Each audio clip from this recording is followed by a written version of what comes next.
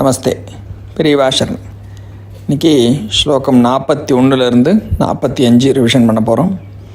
ஒரு ஸ்லோகமாக பொறுமையாக ரெண்டு தரம் சொல்லிட்டு வருவோம். கூடவே நீங்களும் மனப்பாடம் பண்ணியிருப்பேள் பை நவ். கூடவே சொல்லிட்டு வாங்க.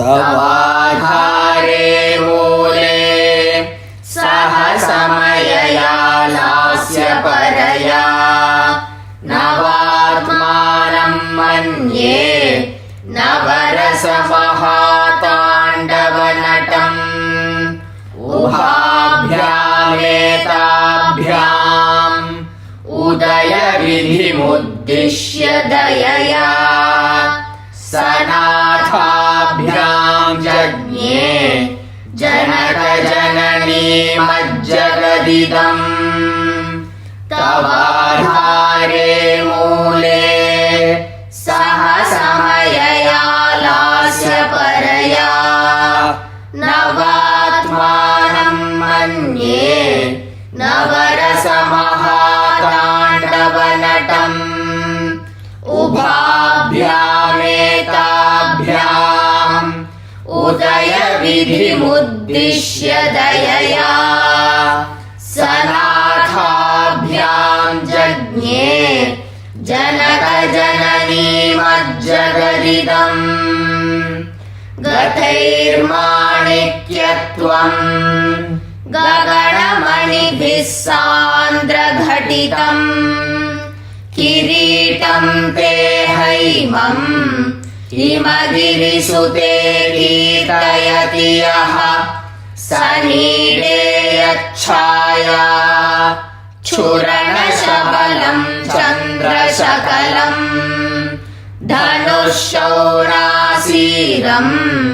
किमिति न निबध्नाति दिशनाम् गतैर्माणिक्यत्वम् गगनमणिभिः सान्द्रघटितम् किरीटं ते हैमम् हिमगिरिसुते कीर्तयति यः सनीडे यच्छाया क्षुरणशबलं चन्द्रशकलम् धनुःशौरासीरम्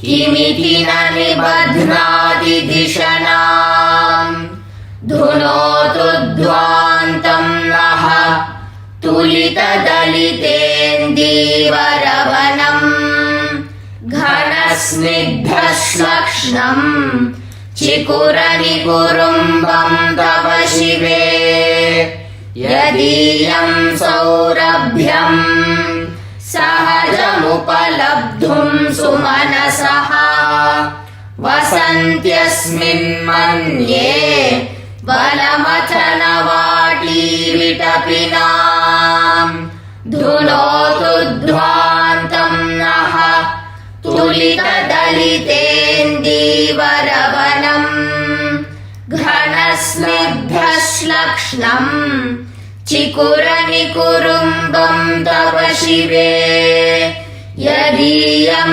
सौरभ्यम् सहजमुपलब्धुं सुमनसः वसन्त्यस्मिन् मन्ये बलमथनवाटी विटपिनाम् तनोतु क्षेमं नः तव वदन सौन्दर्यलहरी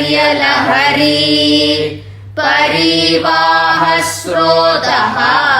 सरणिरिव सीमन्तसरणिः वहन्ती सिन्दूरम् प्रबलकबरी भारतिमिर द्विषां वृन्दैः बन्दीकृतमिव नवीनार्ककिरणम्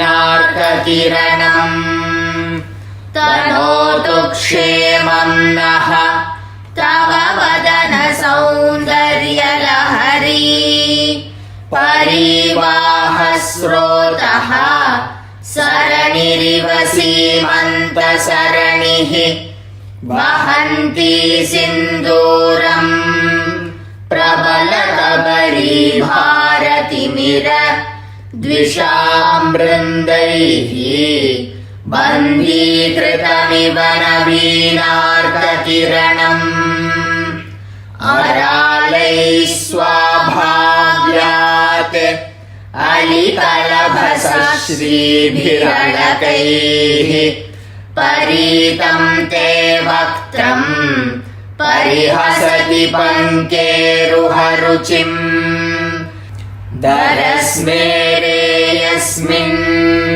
दशनरुचिकिञ्जल्करुचिरे सुगन्धौ माद्यन्ति स्मरदहनचक्षुर्मधुलिहः अरालैः स्वाभाव्यात् अलिकलभसश्रीभिरलकैः परीतं ते वक्त्रम् परिहसति पङ्केरुहरुचिम् दरस्मेरे यस्मिन् दशनरुचिकिञ्जल्करुचिरे सुगन्धौ माद्यन्ति स्मरदहनचक्षुर्मधुलिहः பெரியவா சரணம்.